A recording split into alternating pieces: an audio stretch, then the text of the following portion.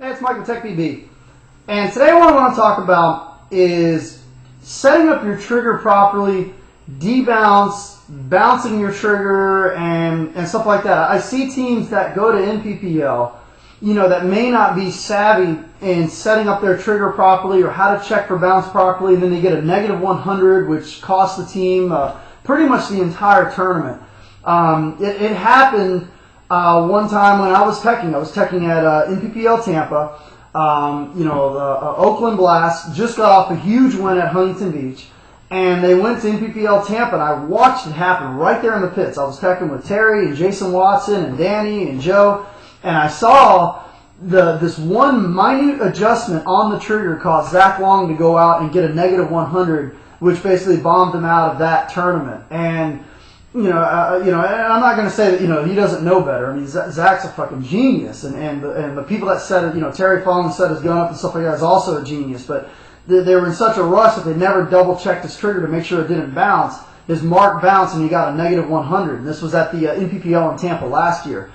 And so I want to put a video up really quick on setting your trigger up properly, so that your gun doesn't bounce when you're out there playing, if you're going to play in a semi-auto tournament. I mean, you get a penalty for a bouncing gun, your tournament's over. I mean, you're done. You can play the rest of the tournament, but you're pretty much done. I mean, a negative 100 in NPPL, especially as expensive as those entry fees are, that's a pretty devastating thing to happen. So let's talk today about setting up debounce. So the reason why I pulled the shocker out today is because this is the only gun that doesn't have this adjustment setting. So this is my one attempt at irony here. But there's three ways to check your gun to make sure that it does not bounce. Okay, the first way, which is pretty common that people try this at home, but it's not really used that much, is what they call the tank slap. Now, you don't have to hit this tank super hard, but a nice little tap like this is going to see if your gun is set up improperly and it's going to bounce. The reason why is every gun's got a little bit of recoil, every gun's got a little bit of kick, and what happens is when you pull the trigger,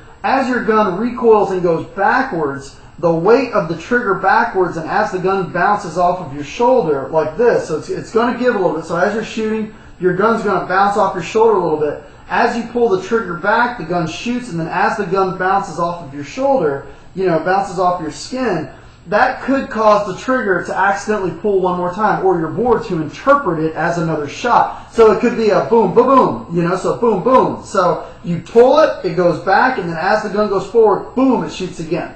So that's the tank slap test. The other way, which is very common, is the slow pull test. Now, electronics and paintball guns, with the exception of the shocker, have gotten to the point to where this test is not that reliable anymore. The slow pull test is not that reliable anymore. Most of the programmers now have figured out how to prevent the slow pull test from accidentally firing two shots. And how this happens is you have to understand, inside of a trigger, you've got metal contacts, okay? The metal contacts touch and the gun shoots. The metal contacts separate and the gun does not shoot.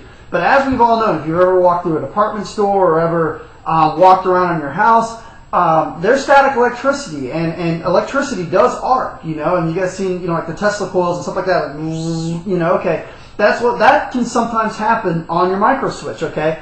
Your gun may shoot, but then as the contacts slowly start to separate, there may be a very small arcing that happens in between the contacts, and your board may interpret that as another shot. Okay, electricity is going to go through. If you can imagine, I've got lightning beams between my freaking hands here. Okay, everything's shooting here between here. If that electricity arcs across, the board may interpret that as a connection and shoot again. So maybe fire, another shot goes out. So that's what debounce is meant to control.